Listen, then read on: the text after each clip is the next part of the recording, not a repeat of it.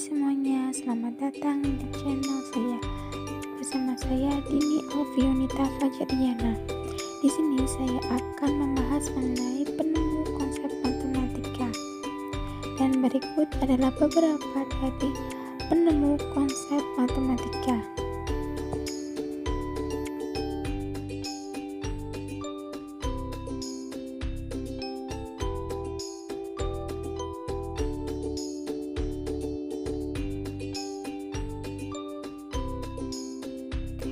Yang pertama ada René Descartes.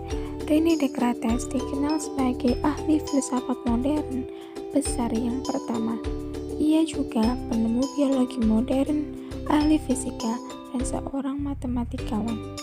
Descartes lahir di Tours, Prancis, merupakan putra dari seorang ahli hukum. Descartes menyelidiki suatu metode berpikir yang umum yang akan memberi pertalian dan pengetahuan dan menuju kebenaran dalam ilmu-ilmu. Penyelidikan itu mengantarkannya ke matematika yang ia simpulkan sebagai sarana pengembangan kebenaran di segala bidang. Karya matematikanya yang paling berpengaruh adalah La Géométrie yang diterbitkan tahun 1637. Di dalamnya, ia mencoba suatu penggabungan dari geometri tua dan patut dimuliakan dengan aljabar yang masih bayi. Bersama dengan Pierre Fermat, ia diberi pujian dengan gabungan tersebut, yang saat ini kita sebut geometri analitik atau geometri ordinat, yang pengembangan lengkap kalkulus tidak mungkin tercapai tanpanya. Sir Isaac Newton lahir di Woolsthorpe pada 4 Januari 1643 dan meninggal pada 30 Maret 1727 pada umur 84 tahun. KJ 25 Desember 1642 sampai 20 Maret 1726 adalah fisikawan, matematikawan, ahli astronomi, filsuf alam, kimiawan, dan teolog yang berasal dari Inggris. Ia merupakan pengikut aliran heliosentris dan ilmuwan yang sangat berpengaruh sepanjang sejarah, bahkan dikatakan sebagai bapak ilmu fisika klasik. Karya bukunya Filosofi Naturalis Principia Mathematica yang diterbitkan pada tahun 1687 dianggap sebagai buku paling berpengaruh sepanjang sejarah sains. Buku ini meletakkan dasar-dasar mekanika klasik. Dalam karyanya ini, Newton menjabarkan hukum gravitasi dan 3 hukum gerak yang mendominasi pandangan sains mengenai alam semesta selama 3 abad. Newton berhasil menunjukkan bahwa gerak benda di bumi dan benda-benda luar angkasa lainnya diatur oleh sekumpulan hukum-hukum alam yang sama. Ia membuktikannya dengan menunjukkan konsisten antara hukum gerak dengan teori gravitasinya. Karyanya ini akhirnya menyimak keraguan dalam bidang matematika pula, bersama dengan karya Gottfried Leibniz yang dilakukan secara terpisah. Newton mengembangkan kalkulus diferensial dan kalkulus integral.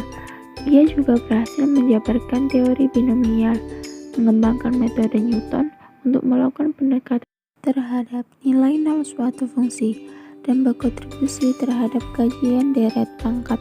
Hal ini merupakan salah satu bukti kemajuan para ilmuwan akan heliosentrisme dan revolusi ilmiah.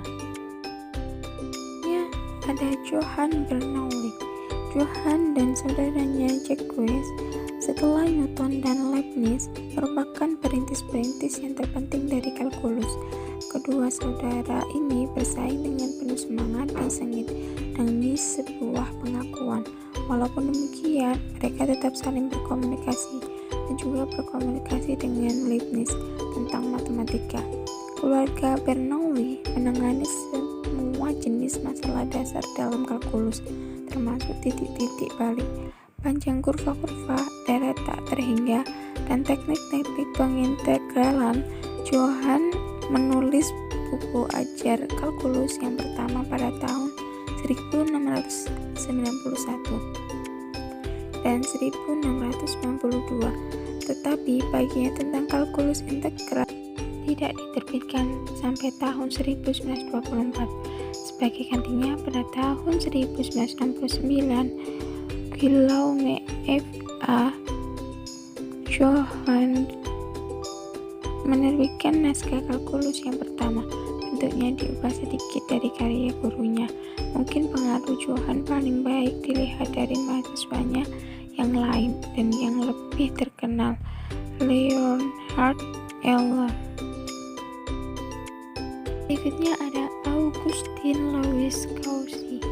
Augustin Louis Cauchy lahir di Paris dan dididik di École Polytechnique. Karena kesehatannya yang buruk, ia dinasihatkan untuk memusatkan pikiran di École Polytechnique dan Collège de France. Sumbangan-sumbangan matematisnya cemerlang dan mengejutkan. Dalam jumlahnya, produktivitasnya sangat hebat, sehingga Akademi Paris memilih untuk membatasi ukuran makalahnya dalam majalah ilmiah untuk mengatasi keluaran dari Cauchy. Walaupun kalkulus diciptakan pada akhir abad ke-17, dasar-dasarnya tetap kacau dan berantakan sampai Cauchy dan rekan sebayanya mengadakan ketelitian baku. Kepada Cauchy kita berhutang pemikiran tentang pemberian dasar kalkulus pada konsep limit. Semua buku ajar modern mengikuti paling sedikit dalam intinya penjelasan kalkulus yang terinci oleh Cauchy. Dan berikutnya ada Josiah Willard Gibbs. Dengan Josiah Willard Gibbs kita diperkenalkan orang Amerika pertama dalam galaksi bintang-bintang yang memberikan sumbangan pada perkembangan kalkulus. Mahasiswa-mahasiswa Amerika seringkali terkejut setelah mengetahui bahwa tidak terdapat kegiatan matematik yang berarti di belahan barat. Sampai akhir tahun 1800-an, memang benar bahwa American Journal of Mathematics mulai terbit pada tahun 1878, tetapi penemuannya berkat usaha J.J. Sylvester, seorang Inggris yang mengajar untuk beberapa tahun di Universitas Johns Hopkins. Sampai setelah Perang Dunia I, kebanyakan matematikawan Amerika adalah American dari Eropa atau telah menerima latihan di sana. Gibbs lahir di New Haven, Connecticut, wisudawan dari Yale, dan belajar di Paris, Berlin, dan Heidelberg. Ia ditawari kemahaguruan dalam fisika matematis di Yale, penunjukan pertama yang demikian di Amerika, dan sebuah posisi tanpa gaji untuk 10 tahun. Sekian dari saya dan sampai bertemu di video selanjutnya. Bye bye.